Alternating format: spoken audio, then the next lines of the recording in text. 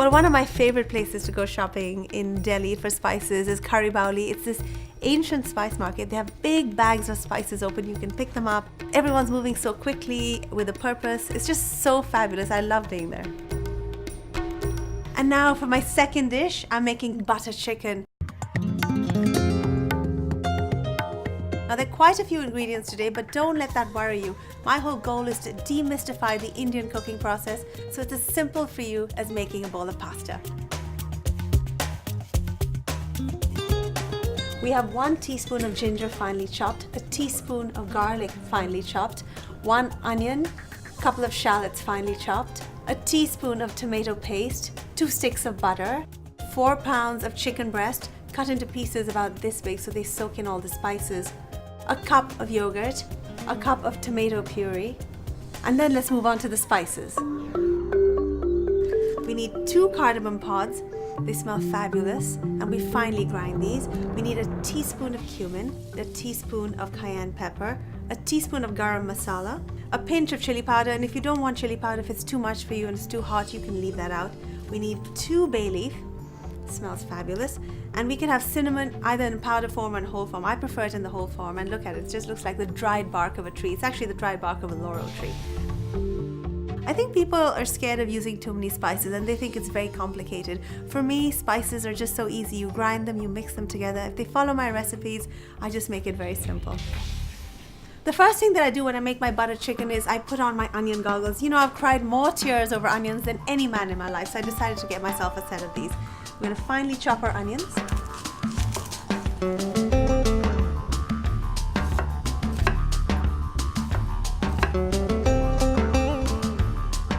So our first step today, we're going to actually saute our chicken breast on tiny little pieces of chicken breast. And I'm using 1 tablespoon of vegetable oil. Remember, olive oil is not good for this dish. It kind of interferes with the taste of Indian food. It's a little bit too strong. I'm going to saute my chicken breast in garam masala and a pinch of cayenne pepper.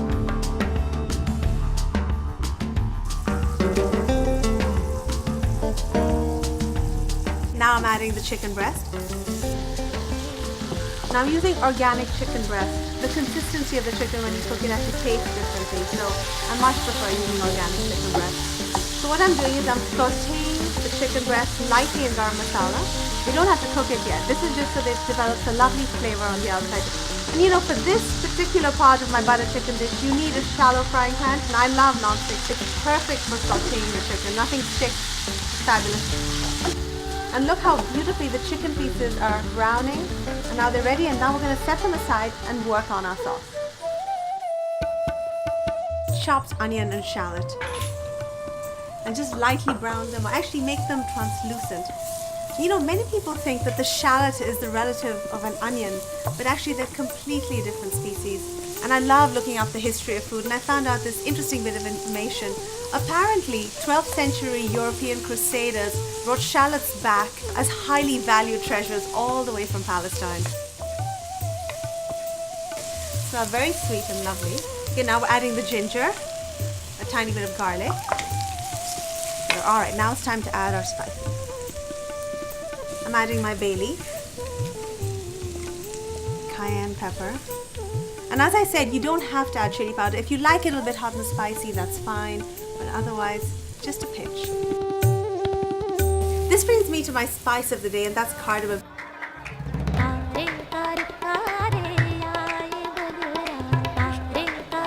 This tiny little bulb has so much history. It dates back to the 4th century BC, and the ancient Indians used it for medicinal purposes, and the ancient Greeks mixed it with wax to make perfumes.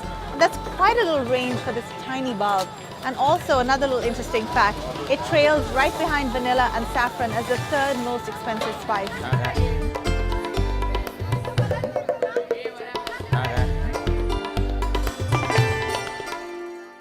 Now, I was given some advice when I was training as a chef, and they told me keep your spices whole and then buy a grinder and grind them so that they're fresh. You know, whole spices retain their flavor so much better, and that works really well for Indian food. So I invested in a little spice grinder. What I'm doing is I'm taking my cardamom pods, grind them for my lovely butter chicken. There you go.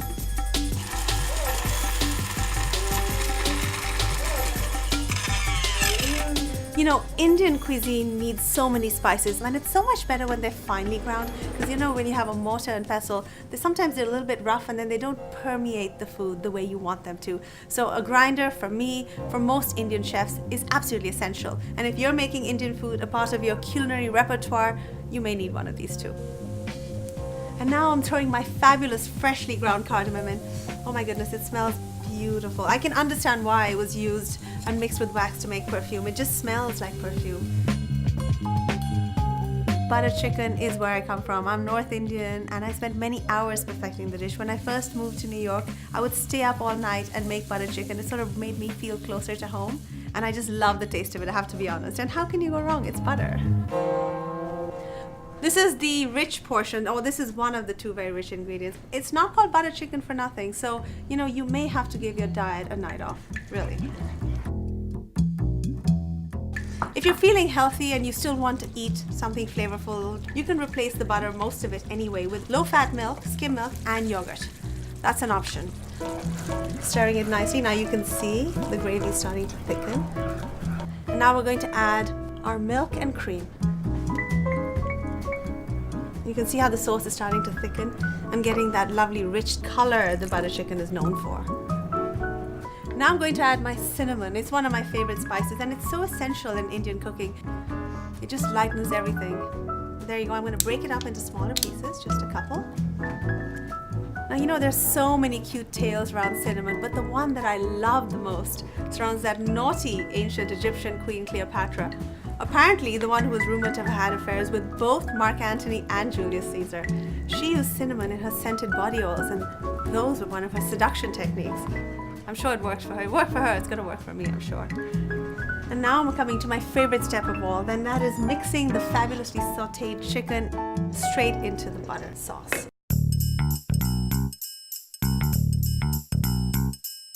Marrying the two together. And now we're going to let the chicken saute for a while in the beautiful sauces. Let it soak in and let them marinate all the delicious spices. Let it all seep into the chicken and soften. Oh wow, look at all that fabulous butter chicken bubbling up. This is how all butter chicken should look. Orange, tangy, rich, creamy, and now I'm going to taste it. Here it goes.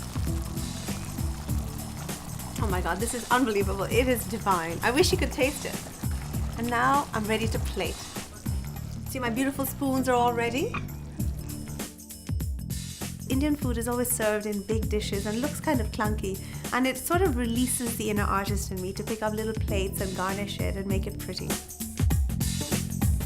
And we are ready. And there you are, my fabulous butter chicken, also plated beautifully, I might add.